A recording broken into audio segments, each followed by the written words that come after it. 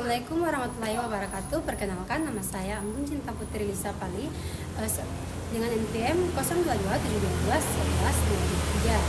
Nah, sebelumnya saya berterima kasih kepada Bapak Dr. Suito, SDMSI, AK CSRS, CSRA, selaku dosen pengampu mata kuliah akuntansi teori.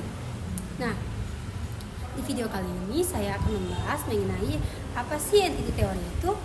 Maka langsung saja pada materinya. Nah, entity teori atau teori entitas memandang perusahaan sebagai entitas terpisah dari pemiliknya. Konsep ini muncul untuk mengatasi kelemahan dalam properti teori yang menempatkan pemilik sebagai pusat perhatian dalam entity teori. Unit usaha memiliki kekayaan dan kewajiban sendiri serta tanggung jawab kepada kreditor. Yang kedua, persamaan akuntansi yang mendasari adalah aset sama dengan kewajiban ditambah dengan ekuitas, yang dimana laba dianggap sebagai hak entitas sebelum dibagikan kepada pemiliknya. Teori ini menekankan pentingnya akuntabilitas dan pengukuran kinerja keuangan perusahaan. Teori entitas memandang perusahaan sebagai unit terpisah dari pemiliknya, yang bertujuan untuk mengatasi kelemahan properti teori yang menempatkan pemilik sebagai pusat perhatian dalam entitas teori. Nah, perusahaan ini memiliki kekayaan dan kewajiban tersendiri serta tanggung jawab kepada kreditor dan pemilik. Kemudian masuk pada penerapan dalam UMKM. Nah, penelitian ini menunjukkan bahwa banyak pelaku UMKM di Indonesia belum memisahkan keuangan pribadi dan usaha, sehingga menghambat pengelolaan keuangan yang baik. Pemisahan ini penting untuk memahami keuntungan dan perkembangan usaha. Nah, entity teori atau teori entitas ini sangat relevan untuk konteks usaha mikro, kecil, dan menengah atau UMKM di Indonesia. Nah, penerapan teori ini membantu pemilik UMKM memisahkan keuangan pribadi dari bisnis, yang esensial untuk pengelolaan keuangan yang baik dan transparansi. Kembali kepada pentingnya pemisahan keuangan. Nah, di sini itu banyak pemilik UMKM yang masih mencampurkan keuangan pribadi dan usaha yang mengakibatkan kesulitan dalam mengetahui keuntungan dan perkembangan bisnis. Nah, dengan menerapkan teori entitas ini, para pelaku UMKM dapat lebih memahami laba operasional yang sebenarnya karena dana yang digunakan murni berasal dari hasil usaha. Kemudian masuk pada dampak penerapan. Penelitian ini menunjukkan bahwa perusahaan ini tidak hanya membantu dalam akuntabilitas, tetapi juga meningkatkan keseriusan pengusaha dalam mengembangkan usaha mereka. Penerapan standar akuntansi ini seperti sak etap juga mendukung implementasi teori entitas dengan memberikan panduan sesuai untuk para UMKM. Nah, sejarah dan latar belakang. Nah, entity teori muncul sebagai respons terhadap keterbatasan dari teori sebelumnya, yaitu proprietary teori.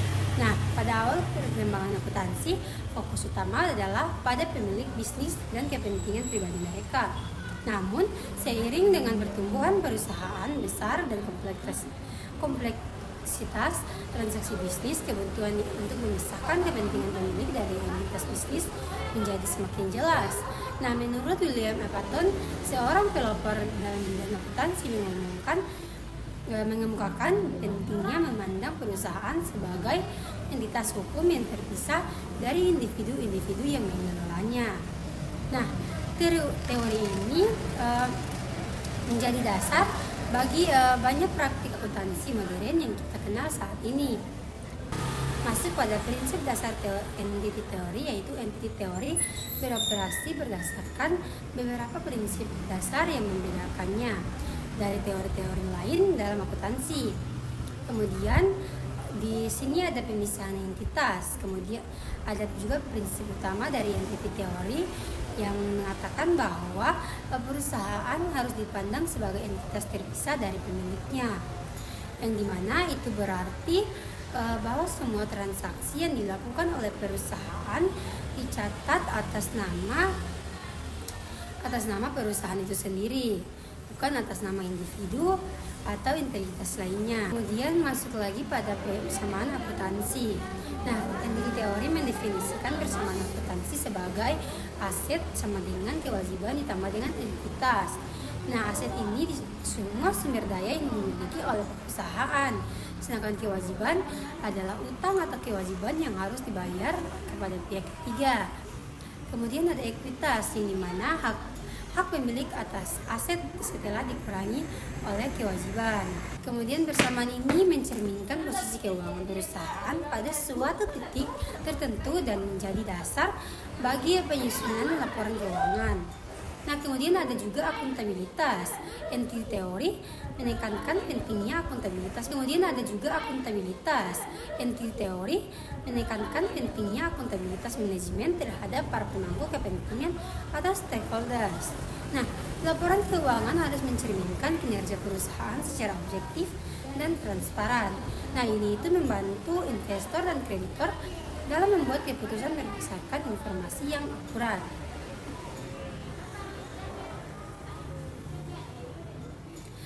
Kemudian selanjutnya yaitu kepemilikan aset. Nah, dalam konteks entity teori, aset ini dimiliki oleh perusahaan sebagai entitas hukum, yang berarti bahwa hak atas laba tidak otomatis menjadi hak pemilik sampai ada keputusan formal untuk mendistribusikan kepada para pemegang saham dalam bentuk dividen. Nah, kemudian ada implikasi entity teori. Nah, entity teori ini memiliki sejumlah implikasi penting dalam praktik akuntansi.